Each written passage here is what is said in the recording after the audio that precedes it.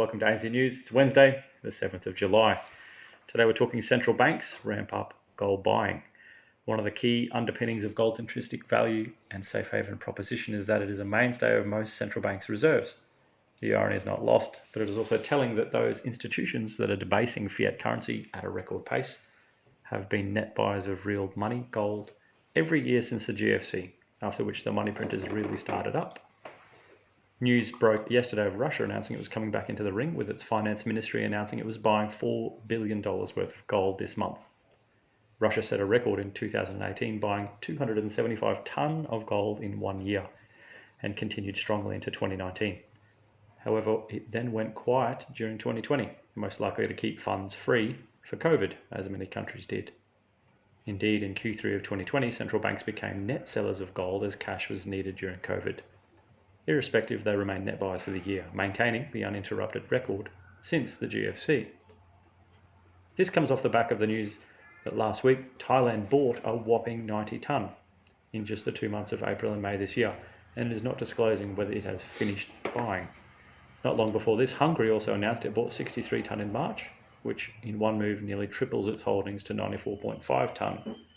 Looking forward, Poland, who currently have over 140 tonne, have flagged it may buy at least 100 tonne more in the coming years, and Serbia has been a quiet accumulator, and the president recently announced they will be looking to add substantially more. Their national Serbian bank summed it up nicely. This from them: long-term gold is the most significant guardian and guarantor of protection against inflationary and other forms of financial risks.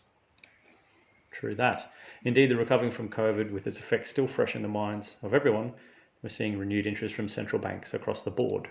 This from Bloomberg: the recovery in global trade is bolstering the current accounts of emerging market nations, giving their central banks the option of buying more gold. Higher crude prices are also boosting bullion purchases by oil exporters, including Kazakhstan, according to James Steele, Chief Precious Metals Analyst at HSBC Holdings. And that's likely to continue, he said. If a central bank is looking at diversifying, gold is a marvellous way of moving out of the dollar without selecting any other currency, he added. Here's a nice chart here showing that marvellous diversifier that gold is.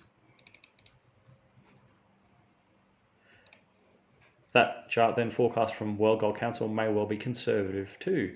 In a bullish scenario, as the global economy rebounds, central bank buying could reach about 1,000 tonnes. Akash Doshi and other Citigroup Inc. analysts wrote in a report.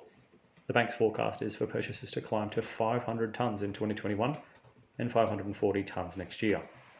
That's below the twin peaks above 600 tonnes in 2018 and 19, but a significant advance on the 326 tonnes purchased last year, according to World Gold Council data.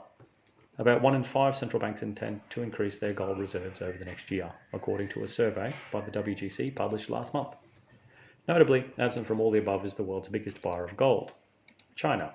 However, Lawrence Williams explains, there has always been great doubt about China's gold purchasing activity and the true size of its total gold holding, which some suggest may be several times the amount it reports to the IMF. China has justified some lack of transparency in its gold holdings in the past by saying that some of its gold is held in accounts that do not have to be reported to the IMF. For example, the Chinese military is believed to have substantial gold holdings, as they do country state-owned banks. It is not a huge surprise that China would want to play its cards close to its chest as it starts to shirt front the world across multiple fronts. Standard Chartered's PLC's precious metal analyst Suku Cooper summarised the broader central bank situation exactly in line with our article and news earlier this week about the need for balance in an unbalanced world. She said, geopolitical tensions, the need for diversification and heightened uncertainty have continued to buoy interest in gold reserves. And that's news for this week. If you are after some physical stuff, jump over to ainsleyBullion.com.au. If you're interested in cryptocurrencies, jump over to ainsleywealth.com.au. And if you'd like to check out our own cryptocurrency built and backed by real gold and silver, jump over to goldsilverstandard.com. Enjoy your Wednesday, everyone, and we'll catch you tomorrow for more news.